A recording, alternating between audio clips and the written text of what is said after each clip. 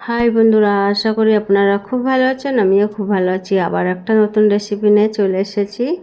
আজকের আমি বানাবো তেঁতুলের আচার। ভিডিওটা পুরো দেখবেন। আর আচারটা কিন্তু খেতে দারুণ হয়। এখানে তেঁতুল নিয়েছি আমি 300 মতো। তেঁতুলটাকে প্রথমে উষ্ণ গরম জল দিয়ে কিছুক্ষণের জন্য ভিজিয়ে রাখবো। খুব বেশি দেবেন না, উষ্ণ গরম জল দিলে হবে না, তো হাতে গরম লাগবে। এবার এইভাবে একটু চেপে চেপে কিছুক্ষণের জন্য এটা ভেজাতে দেবো।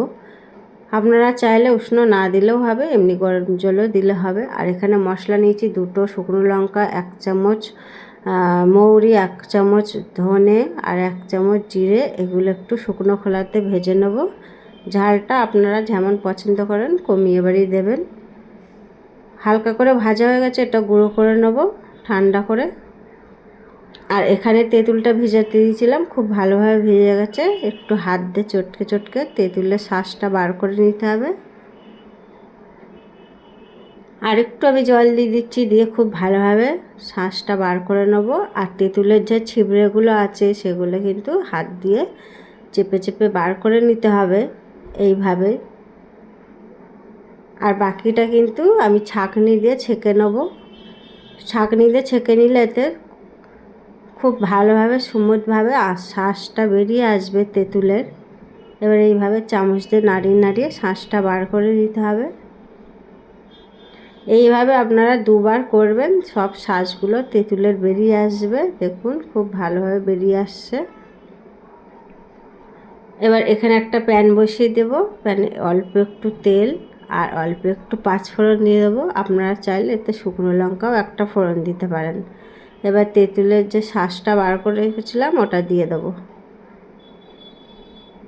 দিয়ে খুব ভালোভাবে এটা নাড়িয়ে চাড়িয়ে নিতে হবে। আর গ্যাসের ফ্লেমটা এই সময় হাইতে করে দেবেন। দিয়ে খুব ভালোভাবে নাড়িয়ে চাড়িয়ে নিতে হবে। এখানে দিয়ে দেবো 2 চামচ মতন নুন দিয়ে দেবো। দিয়ে খুব ভালোভাবে নাড়িয়ে চাড়িয়ে এখানে দিয়ে দিচ্ছি গুড়। আমি এখানে 200 গ্রাম দিয়ে দিচ্ছি আখের গুড়। আপনারা চাইলে চিনি দিয়েও পুরোটা করতে পারেন, তবে আমি এখানে চিনি আর গুড় 2 রকম দিয়ে করছি। আর এখানে আরও আমি 150 মতন চিনি দিয়ে দিচ্ছি। দিয়ে এটা খুব ভালোভাবে নাড়িয়ে চাড়িয়ে একটু ঘন করে নিতে হবে।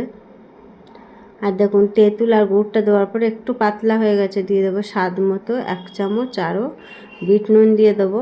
দিয়ে খুব ভালোভাবে ফুটে দেখুন অনেকটা ঘন এসছে। তেঁতুলের কালারটা কিন্তু আস্তে আস্তে পাল্টে যাচ্ছে, অনেকটাই ঘন হয়ে এসেছে। দেখুন খুব ভালোভাবে ঘন করে নিতে হবে ফুটিয়ে। খুব অনেকটাই কিন্তু ঘন হয়ে এসছে। এবার যে ভেজে রাখা মশলাটা ওটা আমি দিয়ে দেবো। এটা নামাবার আগেই দিতে হবে ভাজা মশলাটা। দিয়ে মশলাটা খুব ভালোভাবে মানে আচারের সাথে মিশিয়ে নিতে হবে। একেবারে শর্টকাটে আচার হয়ে যায়, খেতে কিন্তু দারুণ লাগে। খেতে বেশি ভালো লাগবে। দেখুন যত ঠান্ডা হয়ে যাবে তত কিন্তু ঘন হয়ে যাবে, জানেন তো। অনেকটাই ঘন এসছে। একদম ঠান্ডা হয়ে গেলে তবে আমি এটা কন্টেনারে রাখবো, কাঁচের জায়গায় রাখতে হবে।